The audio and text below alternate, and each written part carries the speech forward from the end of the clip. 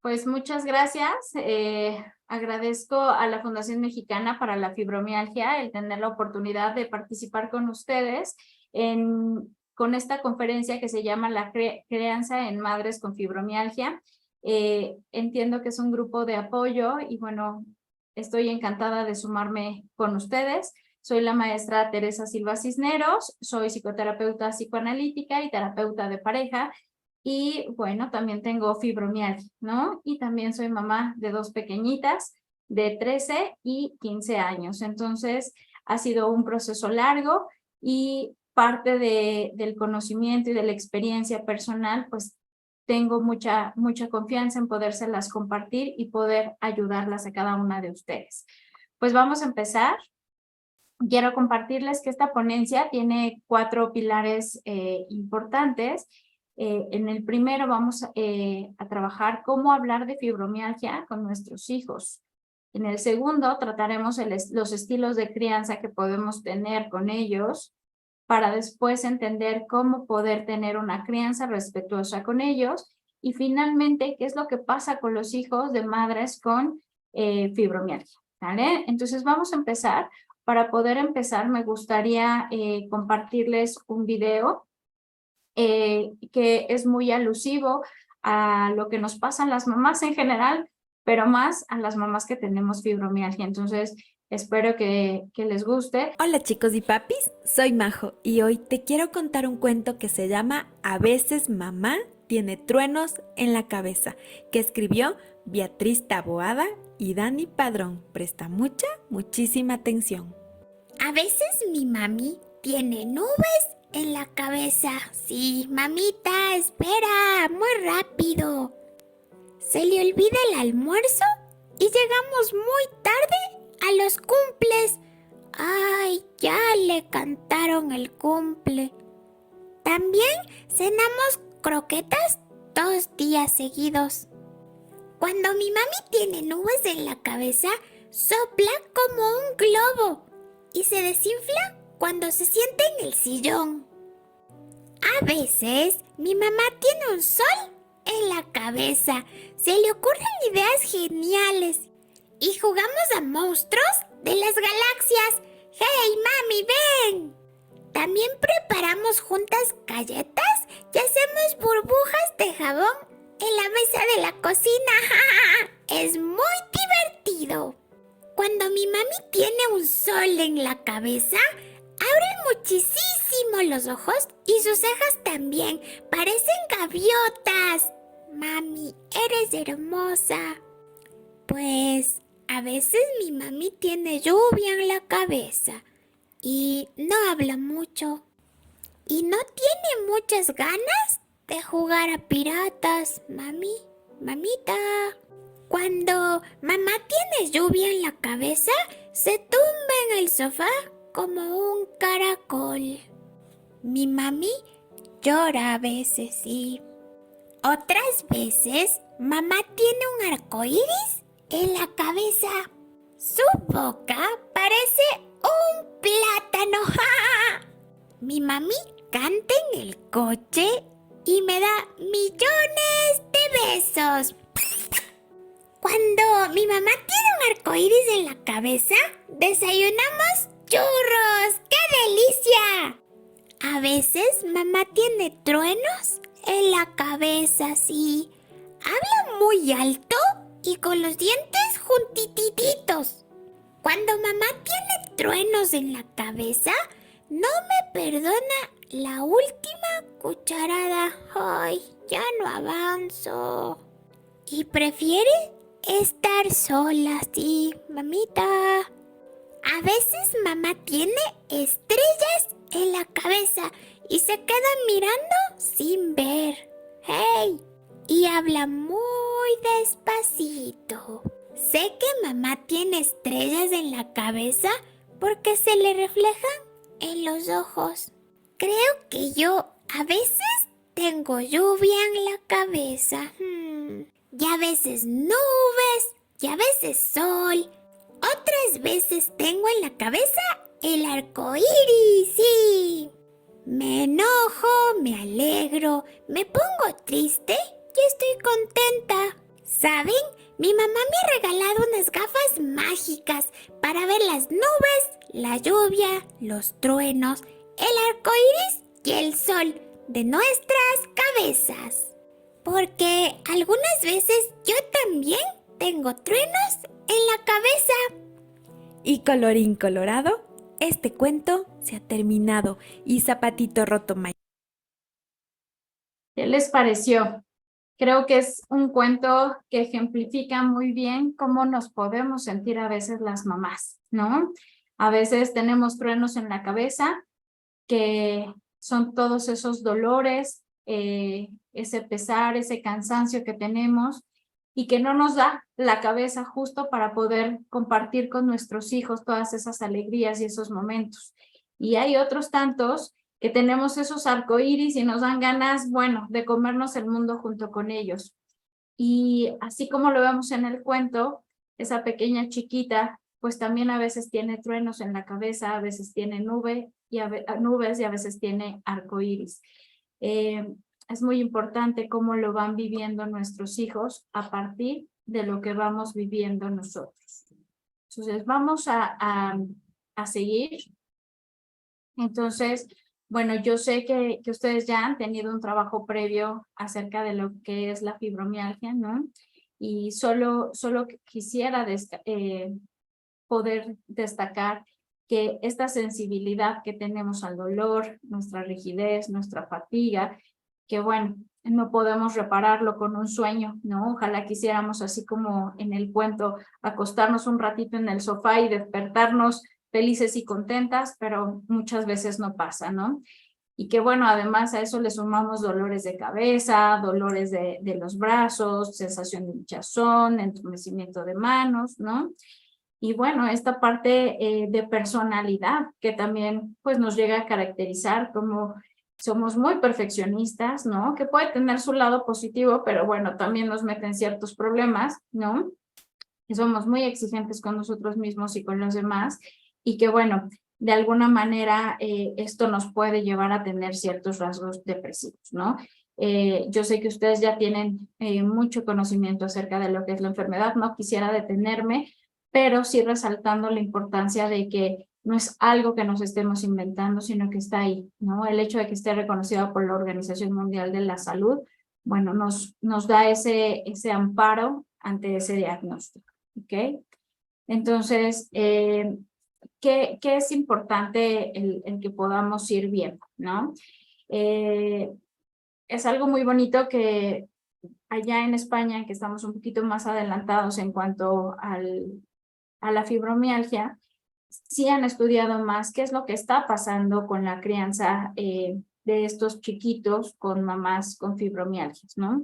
Y aunque sabemos que es una de las etapas más maravillosas de nuestra vida, donde ponemos expectativas, ilusiones, que a lo mejor lo pensamos quizá desde que éramos niñas, llega este momento donde, híjole, empezamos a tener muchísimo mayor crisis, donde nos cansamos más, donde nos enojamos más, y vienen estos picos de empeoramiento en nuestra salud, ¿no? Entonces, es muy importante que nosotros contemos con un apoyo, con ese acompañamiento para poder continuar en esta nueva etapa tan bonita que es ser mamás, ¿ok?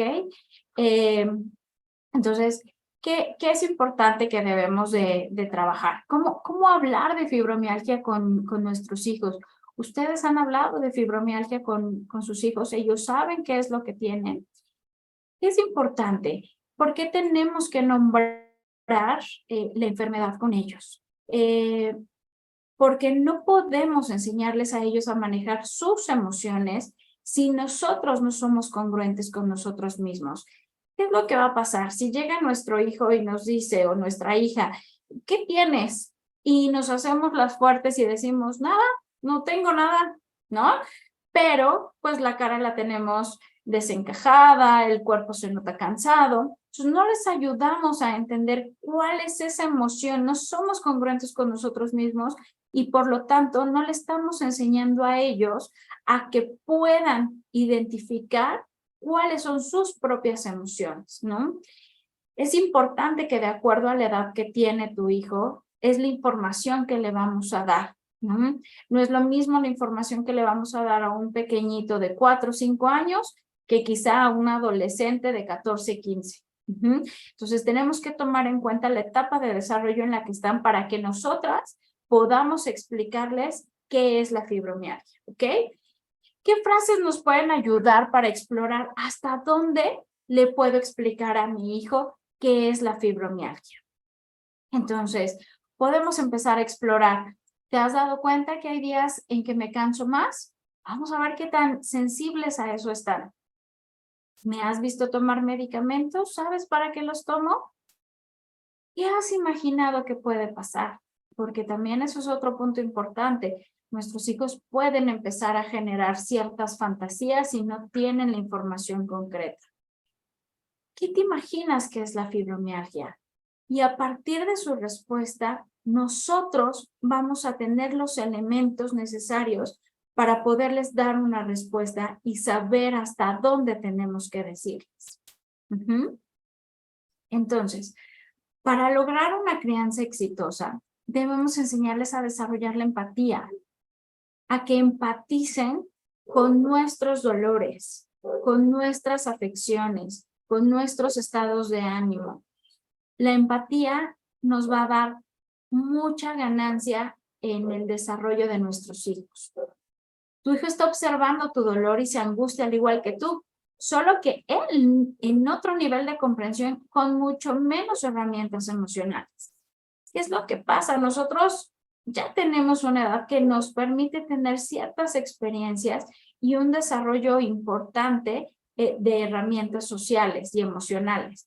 Nuestro chiquito no. Entonces, imagínate que él está viviendo con esos truenos en la cabeza sin tener la comprensión de qué es lo que te está pasando. Entonces, por eso es muy importante que ellos puedan empatizar en cómo te sientes. No tenemos que ocultar nuestro dolor. Explícales cómo te sientes y pones un ejemplo que ellos puedan comprender. Por ejemplo, en ocasiones me siento un tanto aturdida, como cuando tú te bajas todo mareado de un juego de la feria. O también le podemos decir, a veces mi cuerpo me duele como cuando tú regresas de jugar y necesitas tomar un descanso. Es importante que les demos esos puntos de referencia, que sea algo que ellos conocen. Cuando juegas mucho, estás en el sol y llevas horas jugando con los amigos y los primos y llegas a casa, ¿cómo te sientes? Cansado, fastidiado. Pues así se siente la fibromialgia. O a los adolescentes podemos ponerles un punto de referencia como cuando están muy presionados en los exámenes. Tuviste una semana llena de exámenes, de proyectos, preparar tareas, exámenes finales. ¿Cómo te sientes? ¿Cómo te hace sentir todo ese estrés? Eso que tú sientes es lo que me hace sentir a mí. O un punto más claro para ellos y los más chiquitos, esta parte de la enfermedad. ¿Cómo te sientes cuando tienes gripa, cuando tienes calentura? Eso que tú sientes, yo lo siento en algunos momentos del día. Eso le va a ayudar a empatizar contigo. ¿Qué dolores está sintiendo él que se pueden asemejar a los tuyos? Y desde ahí comprenderte. Después de tener un largo día con los amigos jugando, quieres sentarte y descansar un momento. Yo también necesito sentarme y descansar un momento. ¿Cuáles van a ser los beneficios de que ellos comiencen a desarrollar esa empatía junto contigo? Los va a ayudar a conectar más contigo y con otras personas. Van a ser capaces de resolver conflictos, no solo familiares, sino con los amigos inmediatos. Va a incrementar su autoestima, va a fomentar el desarrollo de la inteligencia emocional, que es algo que está comprobado que es muy importante, más allá de una inteligencia académica. Y finalmente lo va a volver muchísimo más tolerante y resiliente como persona. Ahora bien, si hasta aquí no tenemos dudas, vamos a pasar con los estilos de crianza. Los estilos de crianza los podemos englobar en cuatro formas, en 4 dimensiones, que finalmente cualquier papá podemos caer en alguno de estos de acuerdo a la historia que nosotros tenemos de nuestra propia crianza como hijos. Y entonces tendemos a replicar. O bien, si nos metemos a cursos, nos metemos a talleres, podemos ir dirigiéndola de una mejor manera. Pero bueno, básicamente tenemos estos 4 estilos, que son el negligente, el permisivo, el autoritario y el democrático, ¿ok? Dependiendo de estos 4 estilos que nosotros ejerzamos, vamos a tener resultado en nuestros hijos. Entonces es muy importante que ahorita que yo te pueda presentar cada uno de ellos, tú puedas identificar con toda honestidad por cuál andas y qué es lo que está pasando en tus hijos y dónde te gustaría estar. Y una pregunta aún más complicada es si tú y tu pareja tienen el mismo estilo de crianza, porque puede suceder que tu pareja tenga un estilo y tú otro, y esto complique muchísimo más la situación de la dinámica con los hijos, ¿ok? Vamos a iniciar. El primero que les quiero compartir es el negligente. ¿Qué es lo que hacemos como papás, como mamás, no? Vamos a tener poca atención en los hijos, estamos quizá tan sumergidos en nuestro dolor, en nuestras preocupaciones, en no me tomé el medicamento, se me olvidó hacer un deber de la casa, que se nos olvida que ahí están nuestros hijos, ¿no? Vamos a tener esas relaciones con ellos un tanto frías y distantes, quizá con el objetivo de que ellos no se den cuenta de cómo nos sentimos, entonces nos aislamos, nos hacemos un paso atrás y no tenemos esa oportunidad de relacionarnos con ellos, ¿ok? Y esto va a generar que no podamos identificar cuáles son las necesidades que está teniendo nuestro hijo. Y no me refiero solo a las necesidades básicas de comida, de dormir, de juego, sino a las emocionales, ¿ok? Y puede ser que también por otro lado caigamos en un control excesivo, ¿no? E injustificado de nuestros hijos. ¿Qué va a pasar con estos hijos? Si somos papás negligentes, vamos a generar en nuestros hijos una baja autoestima. No van a valorar las normas, van a ser aquellos hijos a los que en algunos otros medios sociales, como la escuela, alguna fiesta, a la casa del tío, de la abuela, se le pongan normas y el hijo las pase desadvertidas, ¿ok? Y va a ser poco sensible él a las necesidades de los demás. Él también se vuelve insensible, ¿ok? Y puede generar que tenga conflictos con los amiguitos, con las maestras, con los compañeros, y entonces no le estamos ayudando a que tenga una crianza que le permita desarrollar estrategias sociales y emocionales, ¿ok? Por otro lado, tenemos a los papás permisivos, a los que son extremadamente, ¿no? Y que consideran buena onda. Quizá en el mood de decir, hoy con tal de que no me moleste y no me delata, lo suelto y que haga lo que quiera, ¿no? Entonces, ¿qué es lo que va a pasar? Que no vamos a ver qué es tampoco lo que necesitan nuestros hijos y no vamos a poder irlos guiando en este soltar. Y se nos va a dificultar irle poniendo ciertos límites y consecuencias para que él pueda ir entendiendo. Y entonces desistimos fácilmente. Si él nos está insistiendo, ándale mamá, mira, quizás estamos tan adoloridas, tan aturdidas que lo más fácil es, ay, sí, como tú quieras. Haz lo que tú quieras, ahí está la tablet, el celular, sí, siéntate a ver la tele, no me molestes, ¿no? Y entonces le damos permiso absolutamente de todo. ¿Qué es lo que va a pasar con estos chiquitos? Que bueno, van a tener un exceso de alegría porque todo va a ser placentero, ¿sí? Sin embargo, no van a ser capaces de seguir las normas ni límites que se les vayan poniendo. Y una cosa que se nos va a complicar es que se van a rendir fácilmente porque no están acostumbrados a poder esforzarse por lo que quieren. Todo se consigue muy rápido, ¿ok? Y pueden ser un tanto burlones con los demás, ¿ok? Vámonos con los otros dos estilos, el autoritativo o autoritario. ¿Qué es lo que pasa con estos papás? Quizá una forma de sentirnos seguros, ¿no?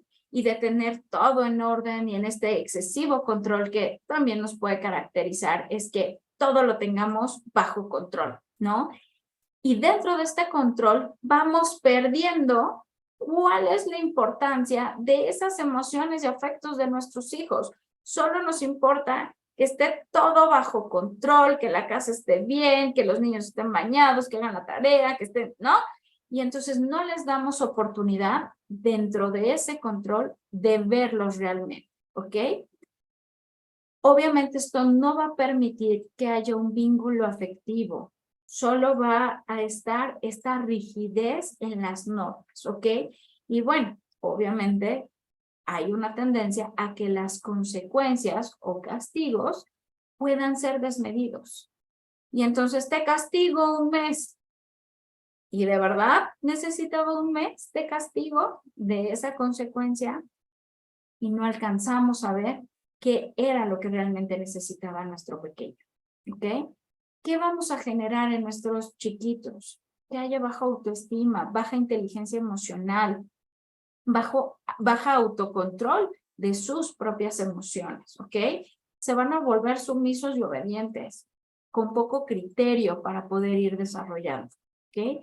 Y van a ser muy vulnerables a que presenten agresión, es decir, van a ser aquellos chiquitos que serán el blanco perfecto de los buleadores, ¿ok?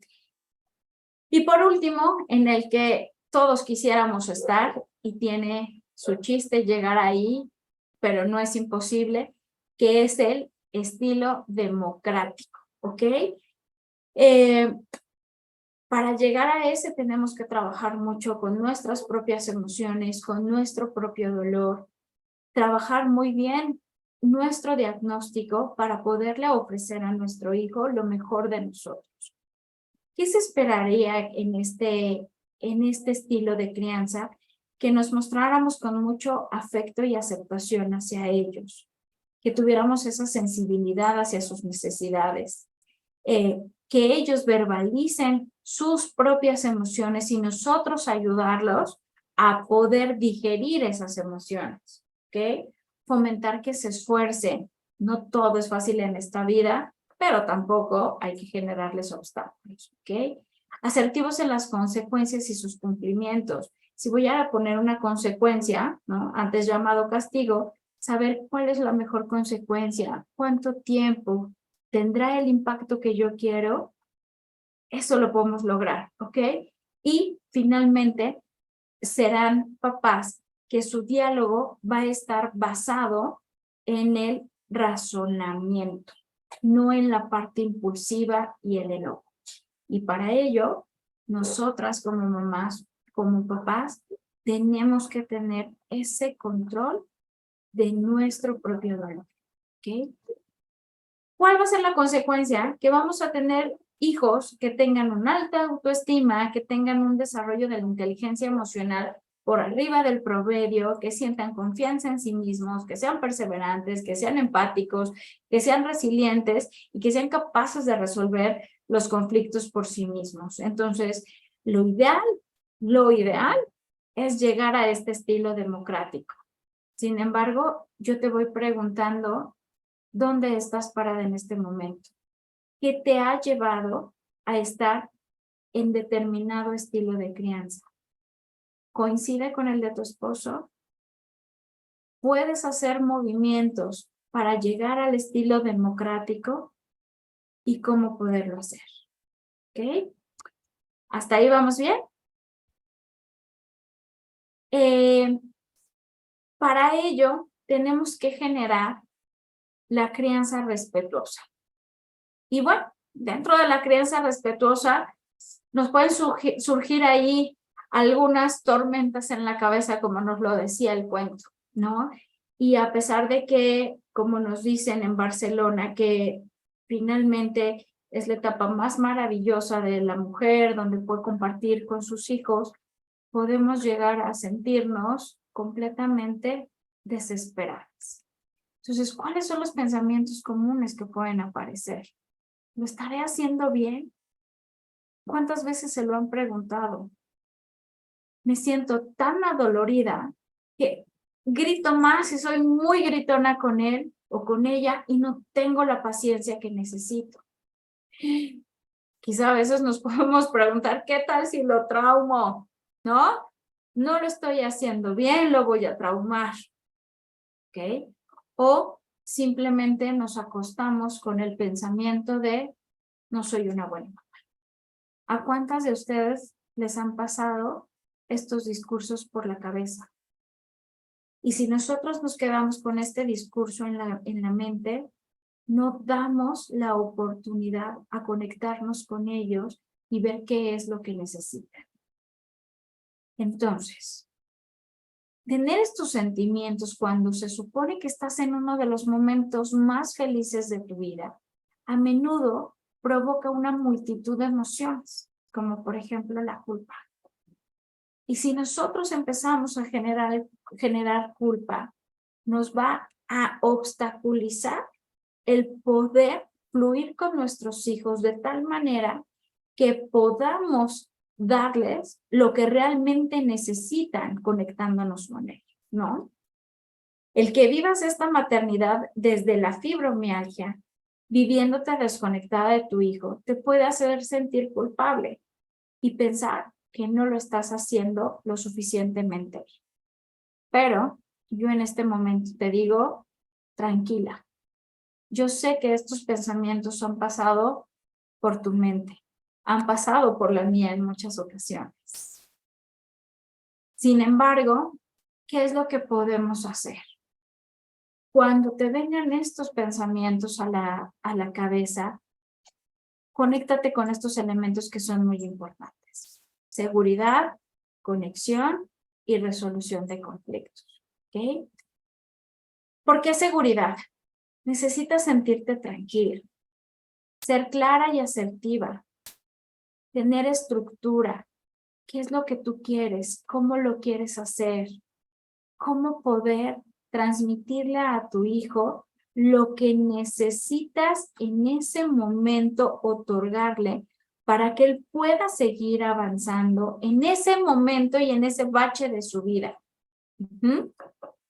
Para eso necesitas tener esa conexión con él a nivel emocional. No es así, aquí estoy y te estoy diciendo y mientras estoy tratando de resolver la comida, pero estoy planchando, pero espérame porque tengo que mandar un documento. No, que realmente te puedas conectar a nivel emocional con él, que interactúes.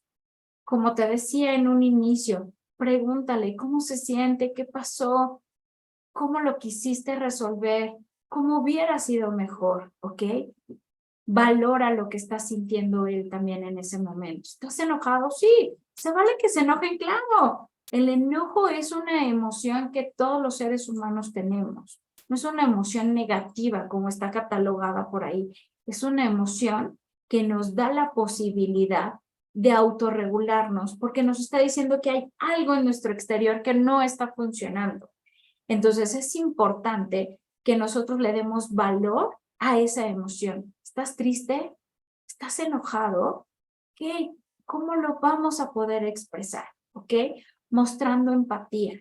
Sí, yo también me siento muy cansada, tienes razón. Estamos muy agotados. ¿Ok? Para que finalmente puedas consolidar esta parte de la resolución de conflictos, donde va a ser muy importante que le pongas pausa a tu dolor.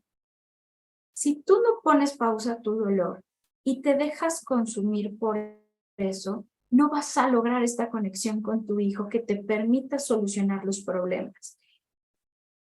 ¿Cómo poner pausa a tu dolor? En ese momento sentarte, respirar, concentrarte, pensar en elementos que para ti te den tranquilidad. Algún recuerdo, algún viaje, alguna persona, inclusive algún olor que te permita recobrar la calma. Una vez que tú le hayas puesto pausa a tu dolor, nos va a ayudar a que la respuesta que le des a tu hijo no se vea magnificada por nuestras propias dolencias. Las vamos a dejar a un lado y esto nos va a permitir tener mayor claridad para podernos comunicar con ellos. ¿Ok? Y poderle dar una respuesta consciente. ¿A qué me refiero con respuesta consciente? Muchas veces como mamás nos ha pasado, no sé si te ha pasado, que de pronto cuando eras sobre todo adolescente decías, jamás voy a ser como mi mamá. Es lo menos que quiero parecerme a mi mamá. Y cuando tú te conviertes en mamá, te das cuenta de que puedes estar repitiendo patrones, palabras, regaños, formas de expresión de tu mamá. Y las repetimos.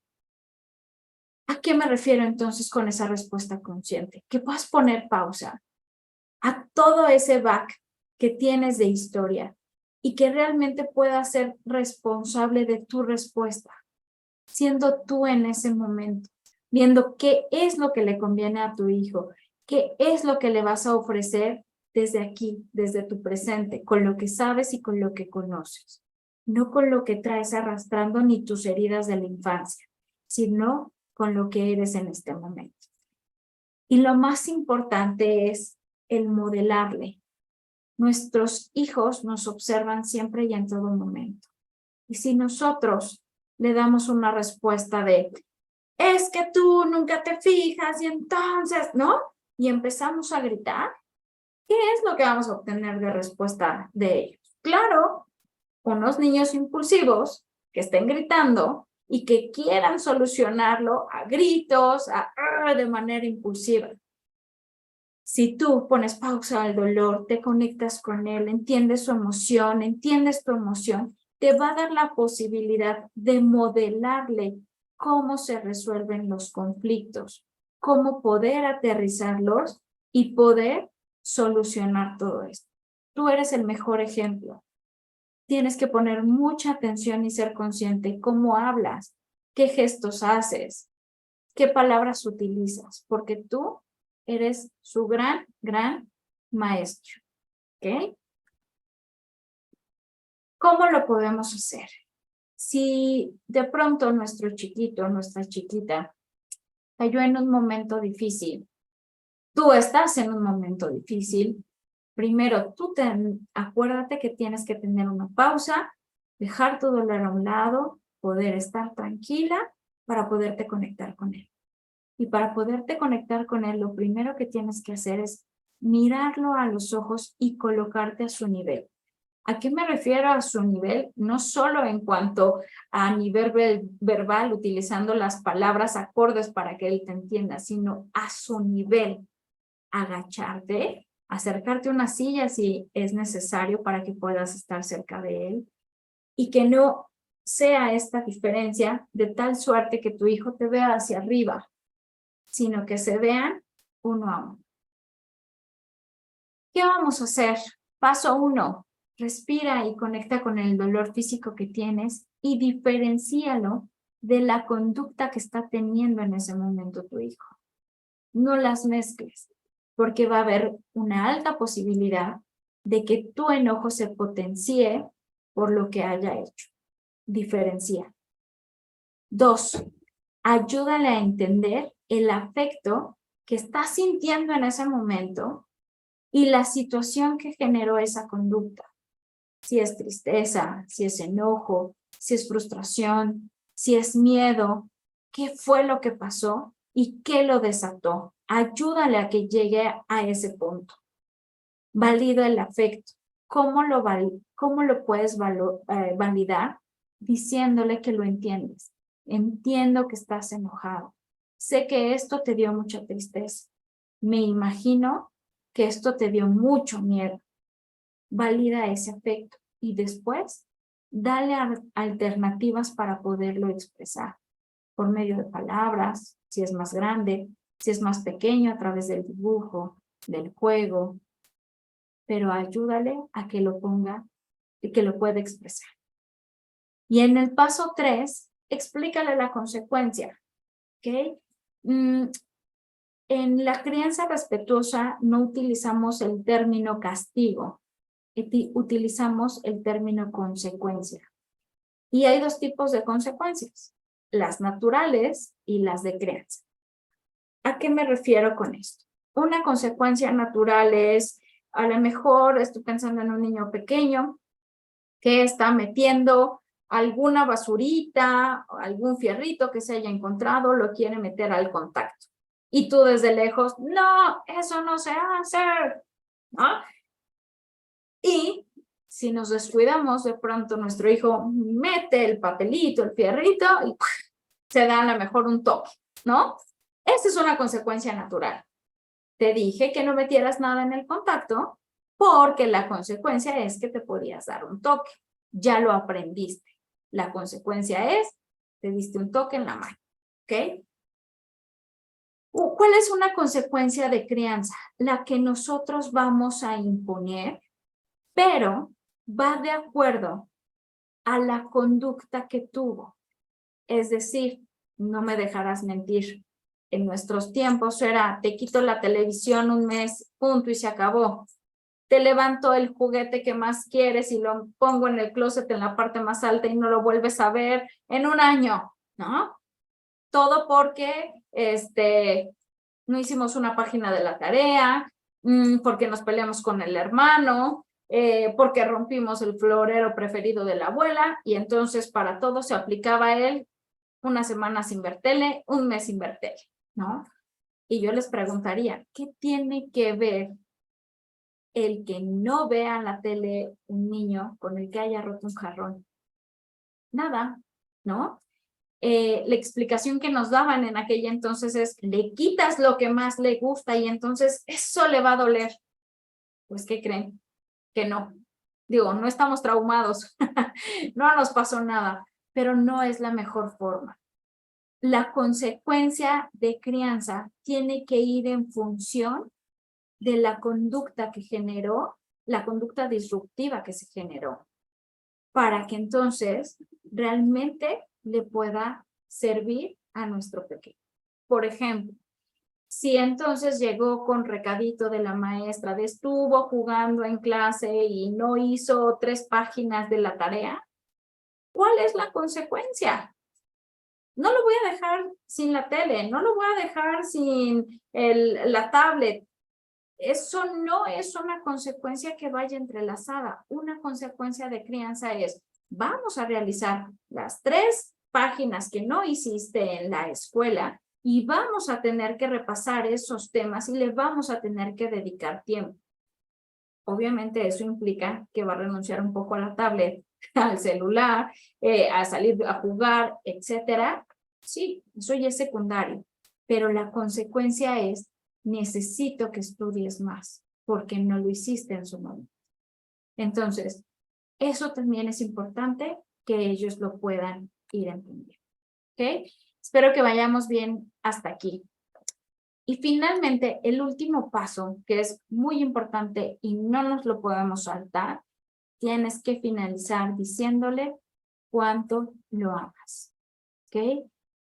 En la crianza respetuosa, algo que nos subrayan mucho es que podrás estar enojada, podrás estar desilusionada a lo mejor de algo que hizo, pero siempre le tienes que demostrar que lo amas, porque el amor no se condiciona con la conducta, ¿ok? En nuestros tiempos también se utilizaba el déjale de hablar, castígalo con el látigo de tu desprecio para que entienda. Y eso es una forma de agresión. Lo sigues amando porque es tu hijo y también lo tendrás que educar. Entonces, él tiene que estar seguro que a pesar de que cometió un error, tú como mamá lo sigues amando.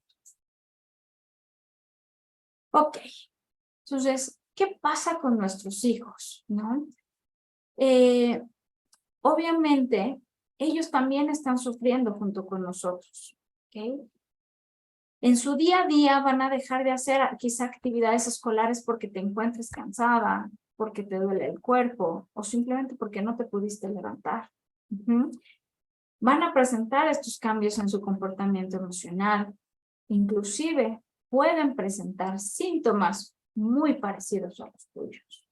Si ese día te perciben con dolor de cabeza, será posible que ellos expresen, hoy tengo dolor de cabeza, ¿no? Quizás si te duele algún brazo, ¿no? Y estás con dolencias musculares, él pueda también tener este tipo de referencias. Y bueno, también, ¿qué es lo que va pasando con ellos? Que de alguna manera van teniendo estos cambios en los roles familiares, ¿no? Es decir, el ayúdame a guardar la ropa, ayúdame a hacer esto de la casa, ayúdame a, porque finalmente nosotros llega un punto en que no lo podemos hacer y estos roles se van ajustando entre nuestros hijos, ¿ok? Entonces, ¿cuál es el impacto que tienen en nuestros hijos nuestra enfermedad? ¿De qué va a depender que este impacto que tengan ellos sea impresionante o sean unos niños que puedan llevar la enfermedad de su mamá de la mejor manera? ¿De qué va a depender? Uno, el conocimiento que tengan de la enfermedad. Eso les va a dar mucha luz para saber cómo afrontar. Dos, la forma en que impacta a mamá. Si mamá está bajo control médico, con tratamiento, con terapias alternativas, con lo que le funcione, esto lo va a hacer más llevadero a que si se resiste, ¿no? Y, ay, no, no pasa nada, y sí puedo, ¿no? Y entonces andamos con una cara de enojadas y llenas de dolor todo el día. Entonces, la forma en cómo impactan la enfermedad en nosotros también tendrá un impacto en ellos. Tenemos que identificar qué situaciones agravan nuestros síntomas. Generalmente sabemos que es el estrés, la presión, los enojos. Entonces, si nosotros tenemos identificados cuáles son esas situaciones, podemos tener un mejor manejo y poder ayudar a nuestros hijos a que no tenga un gran impacto en ellos, ¿ok? Y finalmente es la percepción que tienen del rol que ejerce papá en la dinámica familiar. Casi no hemos tocado a papá, pero también es importante cómo papá está tomando la enfermedad de mamá. Si papá está ayudando a mamá, si papá no cree en la enfermedad, si papá ayuda a cosas de la casa, si papá ayuda a contener a los hijos. El rol que también tenga papá con sus hijos dependerá también qué tanto impacto tenga la enfermedad de nosotros en nuestros hijos. De alguna manera, papá puede servir como amortiguador, si lo queremos llamar así, y si es que ejerce ese rol de amortiguador para que en ellos no repercuta tanto, ¿ok? Que yo creo que ese es un tema muy importante de la fibromialgia en la relación de pareja, ¿ok? Pero bueno, entonces, ¿qué tenemos que evitar? ¿Cuáles son las consecuencias que pueden tener nuestros hijos y que tenemos que estar muy al pendiente, ¿no? Puede haber afectación del estado de ánimo, los podemos ver irritables, preocupados, deprimidos. Tenemos que estar alertas, ¿ok? Si vemos alguno de estos síntomas, tenemos que pedir ayuda, porque entonces quiere decir que nosotros como mamás, con nuestra enfermedad, no estamos teniendo el acompañamiento oportuno y estamos sí generando ese impacto en ellos, ¿ok? ¿Qué otra cosa te va a saltar para poder determinarlo? El que empiecen a abandonar actividades escolares o lúdicas. Ya no lo llevo al básquet, a la natación, y entonces empezamos a alejarlo de su círculo social, de su lugar de entretenimiento. Tenemos que cuidar mucho eso. Lo que les comentaba, puede haber presencia de síntomas semejantes al de mamá y puede tener un rol un cambio de rol muy drástico y entonces tengamos niños excesivamente preocupados donde, no mamá, yo lo hago, tú no te muevas, yo hago, yo, y por querer tener a mamá tranquila, quieran solucionar todo, pero ellos están abandonando sus propias tareas de la etapa de desarrollo que les corresponde, ¿ok? Si tú ves que tu hijo empieza con alguna de estas consecuencias, es importante que pidas ayuda. Necesitamos acompañarte en esa crianza para que no genere ese impacto en tu hijo. ¿Ok? ¿Qué podemos hacer entonces? 4 puntos que suenan muy fáciles, pero que tienen su grado de complejidad. Autocuidado. Es importante que te cuides a ti misma para que lo puedas cuidar a él. No te sientas culpable. Trátate con cariño y valora cada uno de tus esfuerzos. Estoy segura que todo lo que haces lo harás en beneficio de tu hijo. Genera empatía. Intenta comprender también cómo se siente él con tu dolor y bríndales herramientas para que lo puedan afrontar. Y finalmente, el amor. Conecta cada día con el amor que le tienes a tu hijo. Cada vez que se vaya a dormir, dile lo importante que es para ti. Cada vez que se duerma, hazle saber lo mucho que lo amas. A pesar de que haya sido un día difícil, cierra con eso y eso te va a ayudar mucho. ¿Ok? Y bueno, finalmente, cada vez que la vida se ponga difícil y te sientas sola, recuerda que para alguien eres un mundo. Recuerda que para ese chiquito y esa chiquita eres su sol y eres su todo. Y estoy segura de que si tú tienes las herramientas y la fortaleza, lo vas a lograr por más difícil que parezca. Por más que haya un día con truenos en la cabeza, podrás salir adelante. Pues no me resta más que darles las gracias por este espacio. Agradezco mucho a la Fundación Mexicana para Fibromialgia por el espacio y la oportunidad de compartir con ustedes. Quedo a sus órdenes. Soy la maestra Teresa Silva Cisneros. Esos son mis datos. Con todo gusto estoy para acompañarlos y apoyarlos. Muchas gracias a la licenciada Sandra por el espacio y la oportunidad y pues con ganas de que se repita. Muchas gracias.